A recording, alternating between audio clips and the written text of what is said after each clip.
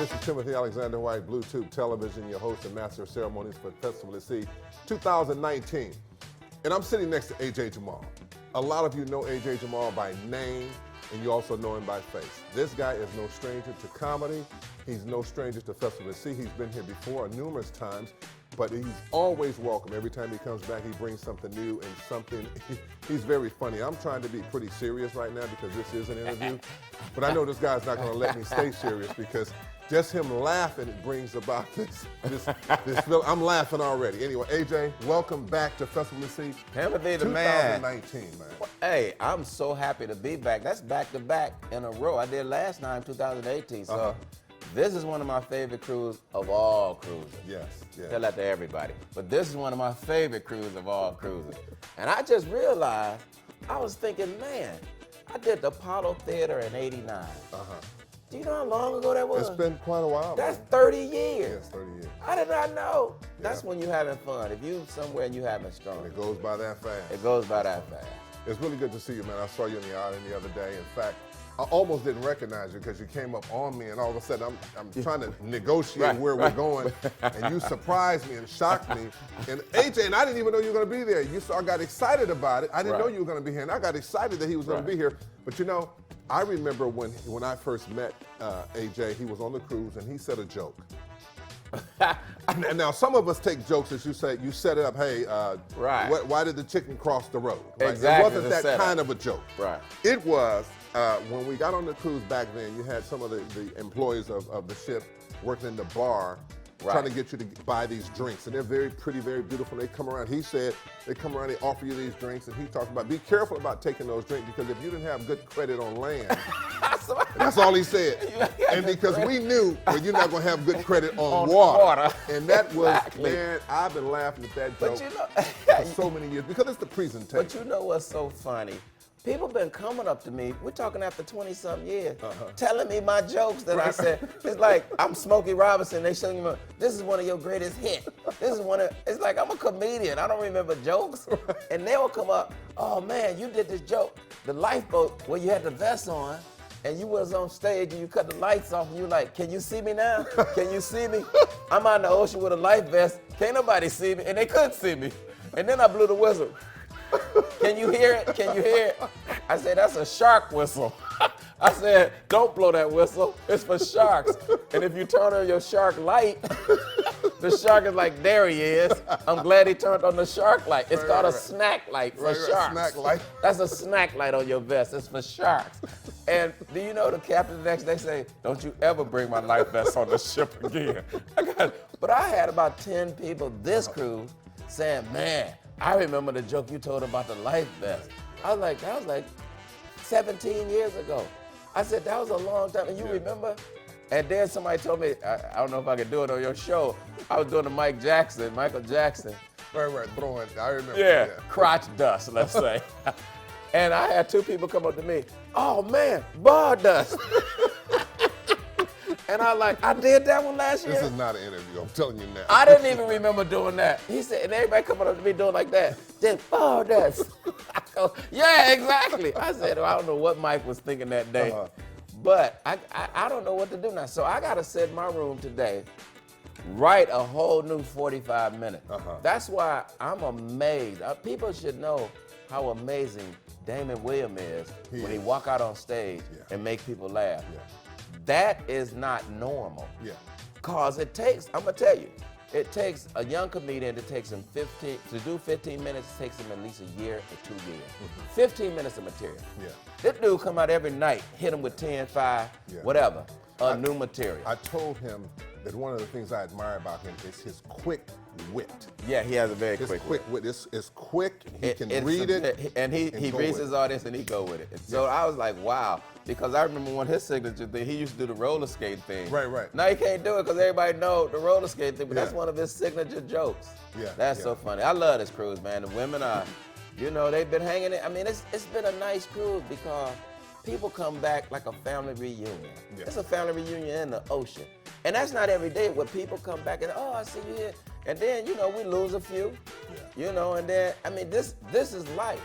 This is how we do life, and we sit in the audience, have a good time, and it's amazing. Like I went to see the entertainer last night, Raheem Devine. I never seen seen him. him. But I've never seen him either. Not only can he not sing, I mean not that he can't sing, his showmanship, I enjoy. Yeah. Because he brought His you in. material was a little explicit.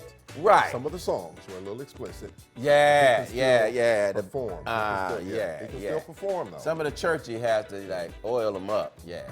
You're a church member, you had to oil up a little bit. Well, you know, that's one thing about comedy. It's not just about telling jokes. When Right. people remember your joke from 17 years ago, 20 years ago, Right. 22 years ago, it's about life. Right. A comedian talks about life. He puts And it in a that's way what that they you can do. accept it, Right. express it in a way that may make a person feel good about something that may not have been so good that they've experienced. Right. But when you touch their lives with what you're saying, then they come back and they remember it and they tell you what you said. Exactly. But you know what? That's a smart group that we have. I usually work some of the other shit, Princess, a little older group. Not only do they not remember my jokes, they only remember me. I can come back out the next night. I'm not talking the next year. I come on stage the next night, they're like, I like this one better than the one last night. This guy's funnier than the one last night. And I tell people, that's why I ain't in Hollywood no more. Wow. I go on these shifts, I work a lot of shifts. I'm always young. You get old in Hollywood. They start to think Denzel's son is doing movies. Now, shifts, please, I always be the youngest person on an old ship. Smart move. It's a smart move, man. You love comedy. I You love do. telling jokes. And you started right around what age?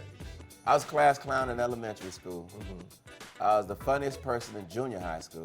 Okay. And I was the most humorous in high school. And where'd you grow up? In Cleveland, Ohio, with a bond. As a matter of fact, on the campus, Kent State University, there was myself, Steve Harvey, Arsenio Hall, Drew Carey from The Price is Right, and Renata Ray came through just to take some master classes. Back in the day. Back in the day.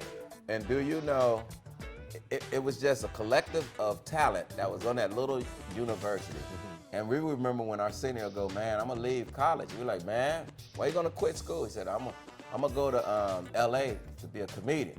And all of us, we didn't say it. We like, you ain't fine. You be a comedian. I don't think that you should leave college. Right. Because you're a magician. You got 2 tricks. We didn't see all semester. Now you gonna leave college, go do your 2 tricks.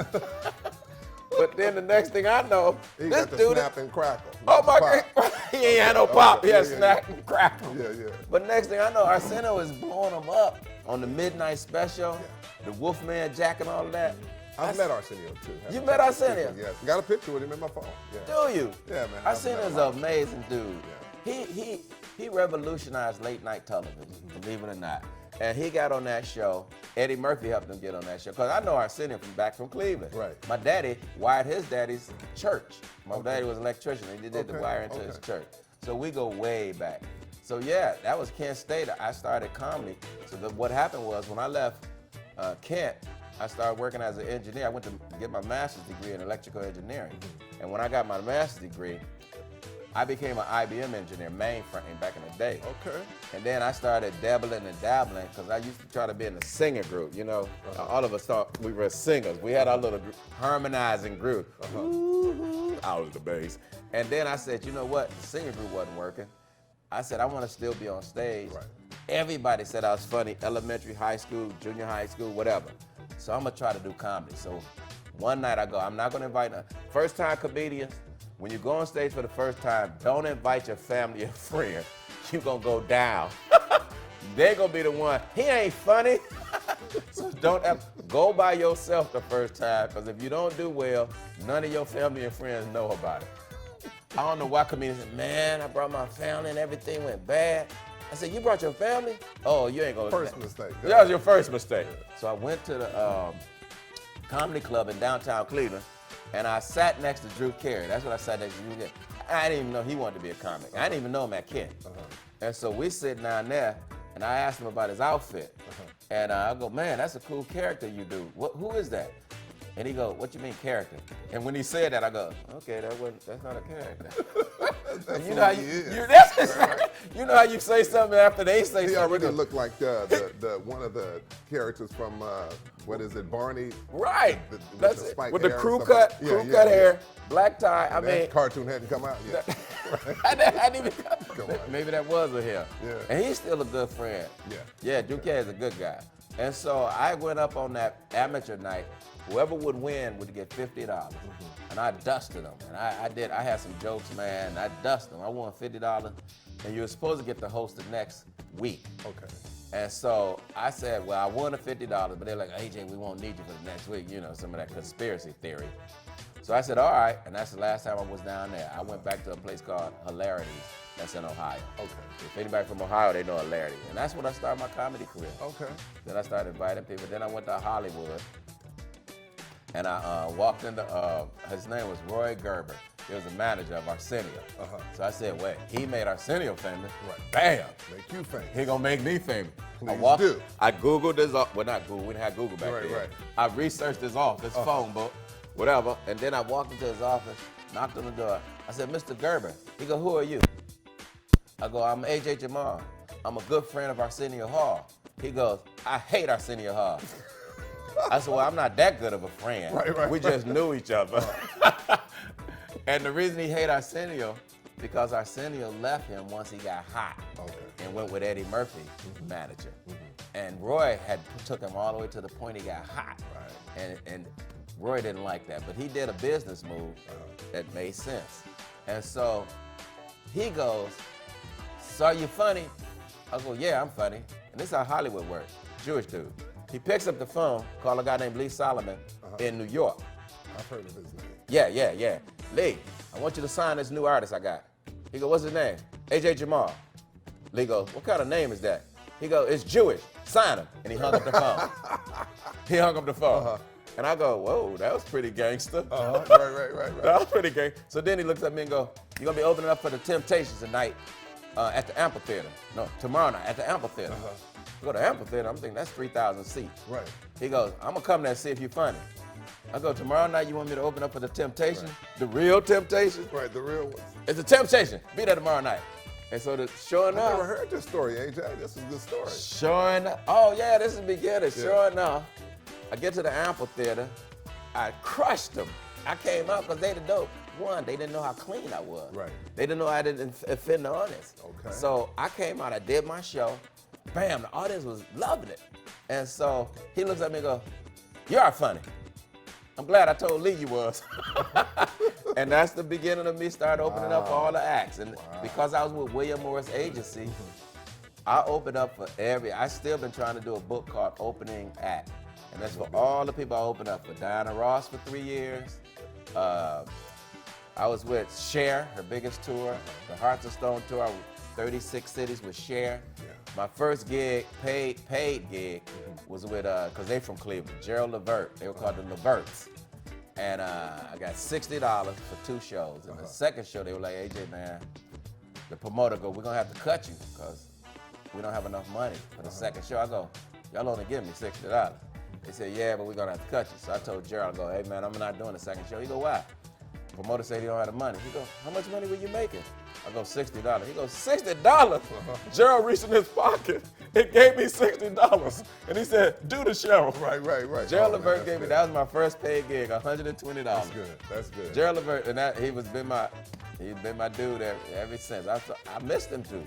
Man, that's a great story. I mean, Yeah. I've talked to you several times. I've interviewed you a few times, but Right. I've never heard that. That's a great story, man. Well, thanks, man. Well, I just did a TV interview for Netflix before I got on the ship, so I had all this prepared anyway. Let's get back to this book thing, because the book, I wanna Opening do a book. Acts, man. I mean, you've opened for so many people, man. You've Everybody. got to know Opening so act. many people. Right. That would be such an interesting book, and I'm gonna pray that you. I gotta sit down and get do it it, man. done, man. And you need some help, I can help you. I can help you with design work, Do design you? of your label, the cover. I can do that kind of stuff. Photographs. Do you? Yeah, that's what I can do. You have to write the book. I'm gonna but I send you a can help copy with of the design presentation. I had. It was Okay. really pretty. It had flowers and it was pink. Somebody said, Jamal, you look like you got a gay book, like it's your coming out book. They said that cover you got Looked like you coming out the closet. It was beautiful though. It was pink with flowers. As long as you loved it. And I loved it, but I gotta shut it down. Okay, all right. So I'm gonna let you look at it. You're gonna say, yeah, talk, AJ, we'll it does look like you were really We'll coming talk out. about it. We'll talk. Yeah, we do that. This is AJ Jamal. I'm Timothy Alexander White, very funny comedian. He's going to be on tonight. And if you're on this ship, of course, we encourage you to go see him. But however, if you're watching this video next week after, next year, then just know you missed out on a great show. But where can people follow you at? Do you have an Instagram or something like that? I'm too old for Instagram. Okay. I got a MySpace. No. I got a Facebook. They can hit me on Facebook. Okay. But I do a lot of ships. If they're going on a cruise, you liable to see me.